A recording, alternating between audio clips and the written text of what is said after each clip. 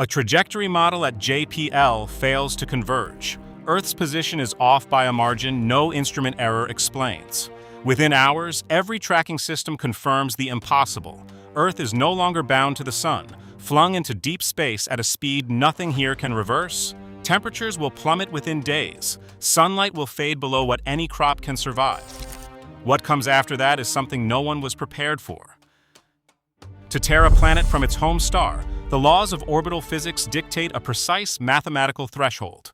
Earth travels around the sun at about 29.8 kilometers per second. To escape the solar gravitational grasp from our current orbit, a body must reach a speed defined by the formula. V equals the square root of 2g times m over r. At 1 astronomical unit, this escape velocity is approximately 42.1 kilometers per second. Any cosmic intruder must therefore deliver an orbital push of roughly 12 kilometers per second. Planetary dynamicist Scott Tremaine notes that Earth's orbit is exceptionally stable, almost certain to survive until the sun's red giant phase. For an ejection to occur, an intruder must overcome this stability through 3 theoretical pathways: a massive rogue planet passing within 5 astronomical units, a stellar flyby, or a wandering black hole.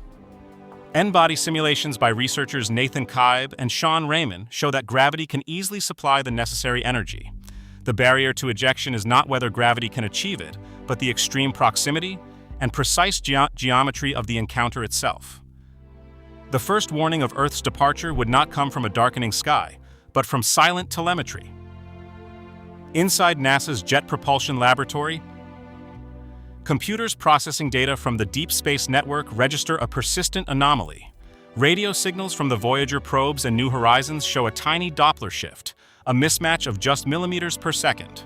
Within hours, the International Earth Rotation and Reference System Service detects a coordinate jump across global navigation satellites.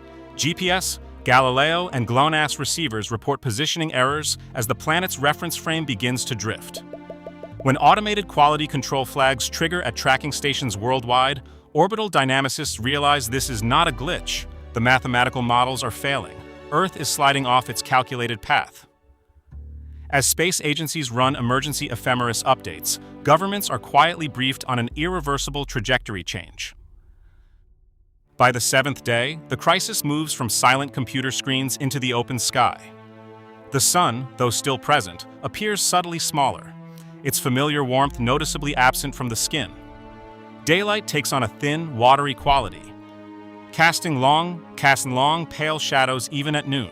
Across the globe, temperatures begin a steady, permanent decline, sending unexpected drafts through cities and throwing global weather patterns into sudden disarray.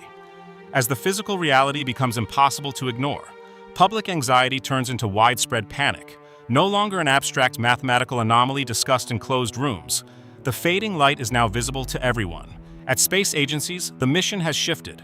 Computers are no longer verifying whether the drift is real, but plotting the cold, outbound trajectory of a world leaving its home. 30 days into the drift, the quiet fading of light translates to a structural biological shutdown. Photosynthesis, the chemical engine of the biosphere, ceases entirely as solar radiation falls below the threshold required for plants to convert light into energy. Crops wither across every latitude, instantly cutting off the production of staple grains and threatening food supply chains. Unseasonable snow and ice begin to lock down regions that have never known winter. While global electrical grids buckle under the sudden massive demand for residential heating. The physical descent, however, is a slow curve governed by thermodynamic law. Earth does not flash freeze instantly. Under the Stefan Boltzmann law, the rate at which the planet radiates energy into space is proportional to the 4th power of its temperature. As the surface cools, its heat loss slows down, acting as a natural brake against immediate solidification, while human infrastructure and agricultural supply lines break down in a matter of weeks. The planet's physical transition to a frozen world is a progressive mathematical decline. As global temperatures plunge, the crisis reaches the world's oceans, starting at the surface where seawater reaches its freezing point of -1.8 degrees Celsius. This initiates a profound, irreversible transformation. Unlike fresh water, sea ice forms a crystallizing crust that quickly seals the surface. Under the thermodynamic principles of Stefan's law, This initial ice layer acts as a massive insulating blanket, reducing turbulent heat loss to space by up to 80%. As the ice thickens, the rate of further freezing slows exponentially because heat must conduct through a growing frozen barrier. Beneath this shield, the abyssal depths are preserved by a different energy source.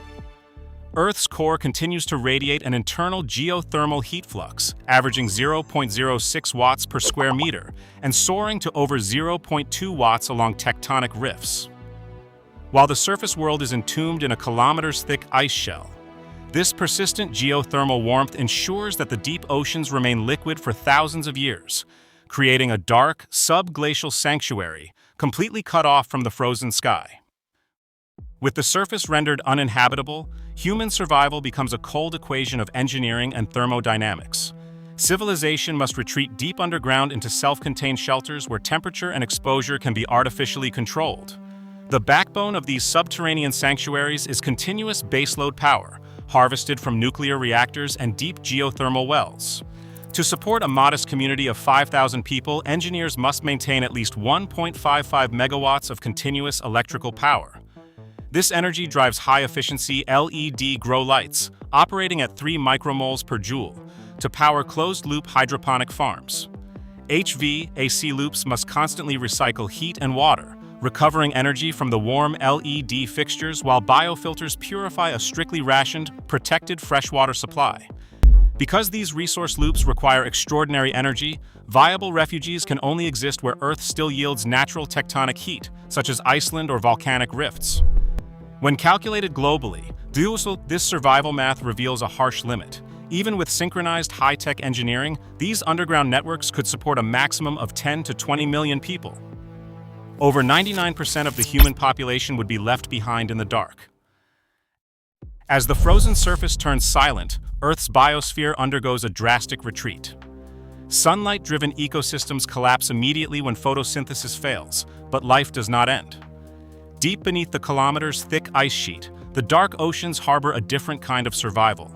Around hydrothermal vents like the Lost City Field on the mid-Atlantic ridge, organisms exist entirely independent of the sun. Here, chemosynthetic microbes oxidize hydrogen and methane escaping from tectonic rifts, fueling a food web of tube worms and specialized shrimp. The remaining biosphere retracts into a hidden, deep-sea world locked beneath the ice. In the quiet of interstellar space, Earth endures not as a dead rock, but as an ice-sealed rogue world. Without solar wind to strip it away, the gravity of the frozen planet holds tight to its nitrogen envelope. Although the air slowly precipitates as nitrogen ice over hundreds of thousands of years, the atmosphere remains bound for eons. Far below the surface, radioactive isotopes of uranium and thorium decay, releasing a steady internal heat flux. This remnant primordial warmth sustains a cold equilibrium. Earth begins a planetary afterlife, preserved intact as it drifts through the galactic night. As Earth drifts through the galactic deep, the mathematical possibility of finding a new sun remains a rare edge case. For the planet to become bound to another star, it must shed kinetic energy during an extremely close pass. N-body simulations show the probability of an Earth-mass object being captured by a passing star within 1,000 astronomical units is less than 0.01%. Even then, a stable, habitable orbit is virtually impossible. The planet would likely end up tidally locked to a volatile red dwarf, leaving continued drifting as Earth's dominant fate for billions of years. Today, our fragile existence relies entirely on a single star. Without it, Earth drifts forever as a silent, frozen archive of humanity under a sky that will never see another sunrise. Subscribe to AstralNexusHQ for more cinematic science and what-if documentaries.